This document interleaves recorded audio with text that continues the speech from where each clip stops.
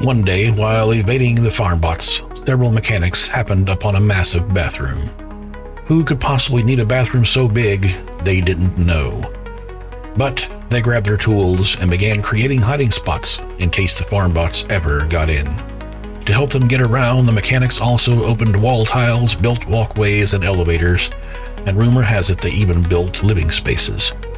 There is no evidence of farmbot activity, but for some reason, the mechanics are no longer here. Greetings everyone, and welcome back to the giant bathroom. This is version 3, and the first thing you'll notice when you walk in here is there's a couple of new walls on either side, tutorial walls if you will. So this basically just demonstrates how the hiding spots work. You hit it, you can hit the button again and again and again. The door won't close until the timer runs out. And so I think a lot of people are a little confused about that because they're used to switch-based hiding spots. But yeah, I think there's just a couple of spots that still use switches.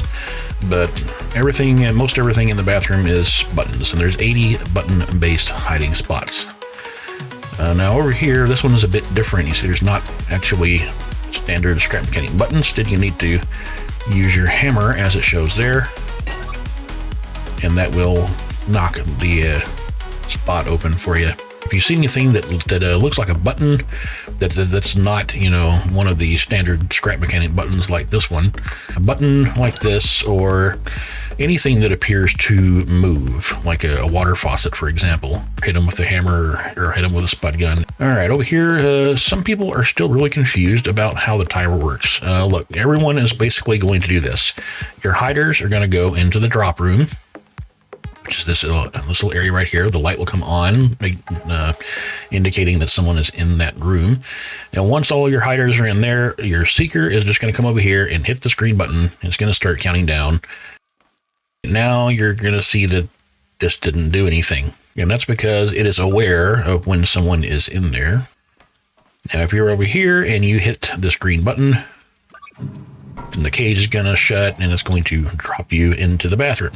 But if you do want to know how to use the rest of the timer, the green button, of course, is start, red is stop, the blue is for the reset. Each of the orange buttons controls the respective digit on the timer. So the far left one there controls the leftmost digit, the middle one controls the middle digit, and the far right set of buttons controls the far right digit. So let's say here at the end of the timer runs down, and maybe you went to the bathroom or something. For whatever reason, the trapdoor closes on you, and you missed your exit.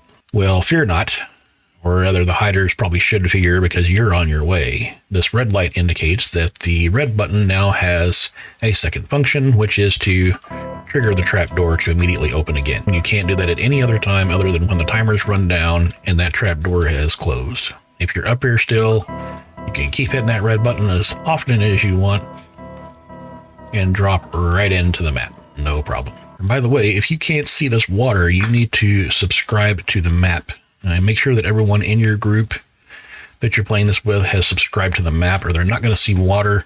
In fact, if you come in here to the starting area and you don't see these two arrows, then you have not subscribed to the map, or something really terrible has happened with your installation and you probably need to go back to the Steam workshop and unsubscribe and resubscribe. And another thing, if you come into the map and it looks like this, there's no visible blinking light and the timer is dark, then you have your bloom turned off. Just go over to your graphics tab. Bloom is right over here, bloom effect, turn that on and hit apply.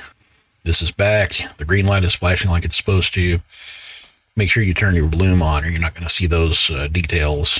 Anyway, once you get down here, you'll notice there's a few different things. I changed the radio up just a little bit, and the toilet, the bathtub, and the sink used to be blue. We've got some new jump pads here. These, you just walk into them, keep holding your walk button, and you'll get right up to the top of the window on this side. Just about every time. Every now and then it won't quite make it, but 99% of the time I have had no issues whatsoever with these new jump pads. They have a lot more power to them. They're going to get you where you want to go most of the time, as opposed to the other ones, which very, very rarely got you where you wanted to go. There is a new elevator here. I noticed and some people were having trouble with that little 2-block wide elevator, so I put a new one in. This one you won't fall off of nearly as easy. Most of the wedges in the bathroom have been changed to the new wedges. We got new wedges here. We got new wedges on the toilet there. You can tell this is all new wedges. And new wedges around the bathtub as well. New wedges here. The new wedges are in all 4 of the corners. And the nice thing about these types of wedges versus the old ones, there's a couple of things. First of all, they don't lag as much. So, and they were really contributing to a lot of lag. But the second thing is, in the old version 2 and version 1 of the bathroom, if you got back here and you looked up at the Venetian blinds there, never mind the fact that it's turning from, day to night at the window there. Nothing I can do about that really, but those blinds up there used to disappear at this distance, and now they don't because I'm using those new wedges instead of the old metal wedges. Another thing that was really causing a lot of lag was the old door. I replaced this entirely. As soon as I removed this particular cabinet door and that drawer, because they were all using the little flat duct parts instead, there was a massive noticeable difference in frame rate when I removed that. So there's been a lot of optimizations. The skybox outside the window also got replaced. It used to be a massive skybox back here, and it was moved further away from the window. And really, it's just to make it look like it's daytime outside instead of the challenge world. Now, aside from hide and seek, there is also an escape the bathroom mini game. Most people can easily find this red switch. You turn this on, and as soon as you do, this console will pop out of the floor right here, letting you know you've got the red switch. There's a purple switch back behind there. So you're going to want to find the other 2 switches, and once you've got all 3 of those, then this will open. The purple switch is here, and that will activate. This will lower, and then you will notice right in front of you a new door opens up to the exit room. Now, some people have rumored that there is a legendary elusive black switch. I mean, I'm the one who created the bathroom.